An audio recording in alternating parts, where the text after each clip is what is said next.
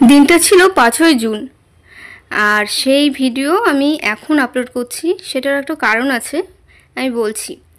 তো 5 জুনের আগের দিন সন্ধ্যাবেলায় আমাদের বাড়িতে ভীষণ তোড়জোড় চলছিল। এদিকে সবজি কাটা হচ্ছিল, বাড়িতে একটু প্যান্ডেলও করেছিল। কালকে রান্না হবে, তার জন্য এখন সবজি কাটা হচ্ছে। অনুষ্ঠান আছে আমাদের বাড়িতে একটা, তার জন্য কালকে রান্না হবে, তার জন্য আলু কাটা হচ্ছে। এই যে প্যান্ডেল করে প্যান্ডেলটা কালকে করে দিয়ে গেছে। আর ভেতরে এদিকে নারকেল কোরানো হচ্ছিল, হয়তো রান্নার জন্য বা পিঠে হবে তার জন্য। আর পরের দিন কী আছে, মানে 5 জুনে কী আছে সেটা আমি বলেই দিচ্ছি। সেদিন ছিল আমার ছোটদির স্বাদ। আর তার আগের দিন এই যে তোড়জোড় চলছে, আর সন্ধ্যের থেকে না একটু মেঘমেঘ করছিল, তারপর প্রচণ্ড বৃষ্টি শুরু হয়ে যায়, ঝড় বৃষ্টি প্লাস বিদ্যুৎও চমকাচ্ছিল। তো বাইরের থেকে সবাই ভেতরে গিয়ে বসলো, কাটাকুটি চলছিল তখনও। দিয়ে তারপর হালকা বৃষ্টিটা থেমেছে। আমাদের এখানে আলু কাটা যে হচ্ছিল, কিন্তু এত জোরে বাজ করতে লাগলো না, তাও ওরা উঠছিল না। তারপর যখন বৃষ্টি টিপটিপ করে পড়ছিল, ওরা উঠে গুছিয়ে দেখুন এইভাবে মাঝখানটা আবার বৃষ্টিতে ভেজে নেয়, বাকি সব বৃষ্টিতে ভিজে গেছে। তারপর সকালবেলাতে, একদম সকালবেলায় ওই 5:30 6টার সময় সবাই চলে এসেছিলো। এখানে রান্নার তোড়জোড় চলছিল। মানে আগের দিন তো সবজি কেটেই রেখেছিল, শুধু পটলগুলোর ছাল ছাড়ানো ছিল, সেগুলো পিস পিস করছিল। আর এদিকে বাকি সবজিগুলো ধুয়ে নেওয়া হচ্ছিল। এই যে পটল চিংড়ি হবে, তার জন্য পটলগুলো কাটা হচ্ছে। আর এদিকে সমস্ত মশলাপাতি রয়েছে। আর এই যে রান্নার আগে যে একটা নিয়ম আছে, এই যে ধূপ ধরিয়ে আর একটা থালায় চাল ডাল হলুদ সাজিয়ে কিছু একটা নিয়ম আছে, সেই নিয়মটা এখানে মামি করছে। আর তারপরেই রান্না শুরু হয়ে যাবে। আর 12টার মধ্যে স্বাদ দেওয়া হবে, মানে স্বাদের অনুষ্ঠান শুরু হয়ে যাবে। তার আগেই রান্নাবান্নাগুলো করছে, যদিও এই রান্নার সাথে ওই রান্নার কোনো সম্পর্ক নেই। স্বাদের রান্না আলাদা ঘরে হচ্ছে, আর যে 5-7 রকমের ভাজা, তারপর তরকারি, এই সব কিছুই ঘরে আলাদা করে হচ্ছে। আর এদিকে ভোজের রান্না হচ্ছে, আর এই দিকটাতে মশলা করা হচ্ছে। এই ইউটেক ইনফরমেশনের ওনার এখানে মিক্সারে মশলা করছিল। আর এদিকে আলু পটলগুলো ভেজে নেওয়া হচ্ছিল তরকারির জন্য। আর এইদিকে পটল চিংড়ির জন্য এই যে চিংড়ি মাছ বাছা হচ্ছিল।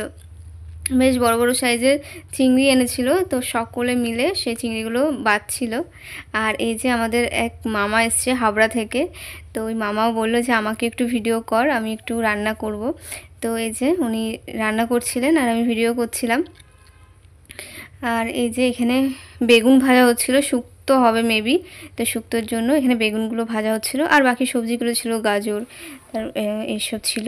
আর এইদিকে না পিঠে হচ্ছিল, মানে একদিকে উঠোনে ভোজে রান্না হচ্ছিল, আর একটা রান্নাঘরে মানে আরেকটা ঘরে পিঠে হচ্ছিল, আর আরেকদিকে স্বাদের রান্নাবান্না হচ্ছিল।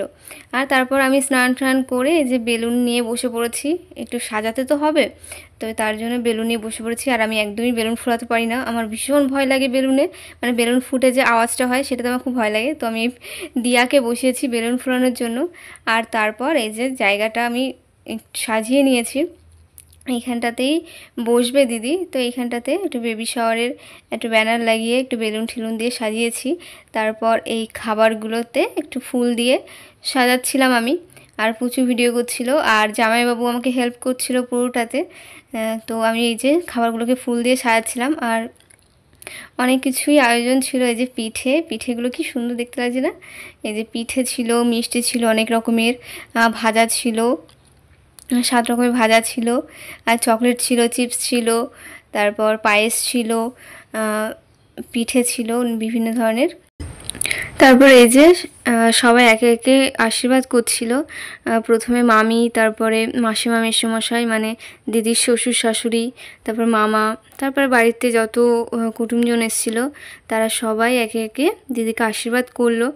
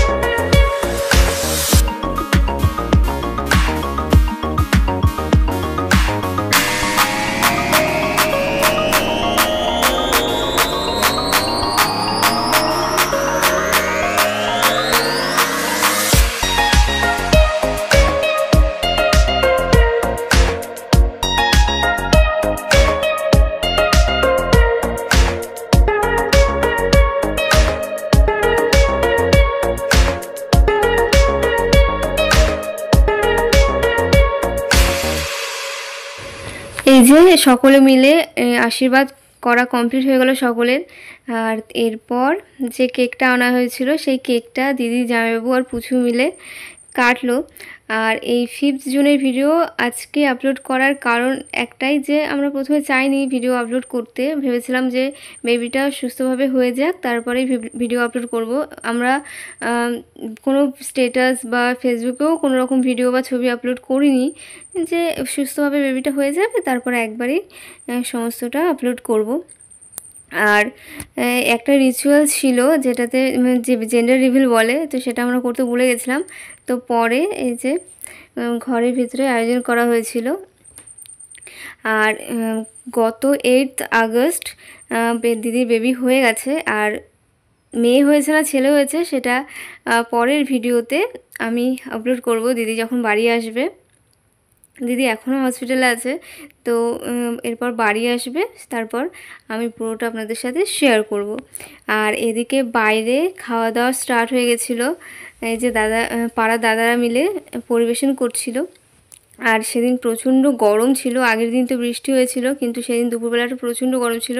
তো এই যে ঘরের ভিতরে এসি চালিয়ে সকলে গল্প করছিল। এই যে মাসিমা, মেসোমশাই, মামা, মামি সকলে মিলে এখানে গল্প হচ্ছে। আমরা ঘরে বসেই ডাইনিংয়ে বসে গল্প করছিলাম। তারপর সব গেস্টরা খেয়ে চলে গেছিলো। তারপর আমরা আর যে দাদারা পরিবেশন করছিল তারা খেতে বসলো। আর বাড়ির সবাই পরিবেশন করছিল তখন। এই যে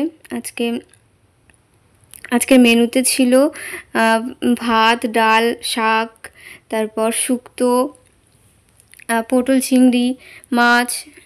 তো সবার প্রথমে শাক আর ডাল দিয়ে দিল। আর এই শাক আর ডাল দিয়ে খেতে ভীষণ ভাল লাগে আমার, মানে এটা অন্যরকম একটা টেস্ট। তো আর আজকে রান্নাগুলোও ভীষণ ভালো হয়েছিল। আর শুক্তোও খেতে খুব ভালোবাসি, কিন্তু পটল চিংড়িটা আমি খাই না, মানে চিংড়িটা আমি খাই না, তার জন্য পটল চিংড়ি আমি খাইনি। তো ডাল, শাক আর শুক্তো দিয়ে খেলাম প্রথমে। আর তারপরেই ছিল মাছ। আর মাছটা দেখেই মনে হচ্ছিলো খুব টেস্টি খেতে, আর সত্যিই তাই, খুব টেস্ট হয়েছিল। আর তারপর ছিল আমের চাটনি, পাঁপড়। আর এই পাঁপড় দিয়ে চাটনি ভরিয়ে ভরিয়ে খেতে ভীষণ ভালো লাগে। আর তারপর ছিল মিষ্টি আর দই। তো আজকের খাওয়া দাওয়াটা খুব ভালো হয়েছিল। আর তারপর ওই মাসিমা, মেসোমশাইরা বাড়ি যাবেন বলে এই যে মামার বাগানে একটু ঘুরে দেখছিল। আর মামি সেখান থেকে খানিক সবজি তুলে দিল। এই যে বিভিন্ন ধরনের শাকসবজি ছিল তখন, এখন সেই সব কিছুই নেই। এখন এই লঙ্কা গাছ, আমি আগের ভিডিওতে দেখিয়েছি, কচু গাছ, লঙ্কা গাছ এসবই আছে, কিন্তু তখন ঝিঙে ছিল, পুঁই শাক ছিল, তারপর বরবটি ছিল। এখন সেসব নেই, উচ্ছে ছিল তখন। আর তার জন্য এই যে বাগানটা ঘুরে ঘুরে দেখাও হলো, আর খানিক সবজিও তুলে দেওয়া হলো। আর তারপর এই যে যা যা গিফট পেয়েছিল সেইগুলো খুলে দেখা হচ্ছিল। আর আজকের ভিডিওটা এই অবধি, খুব শিগগির দেখা হবে আরও একটি ভিডিওতে। ভিডিওটা কেমন লাগলো সেটা অবশ্যই কমেন্ট করে জানাবেন। টাটা।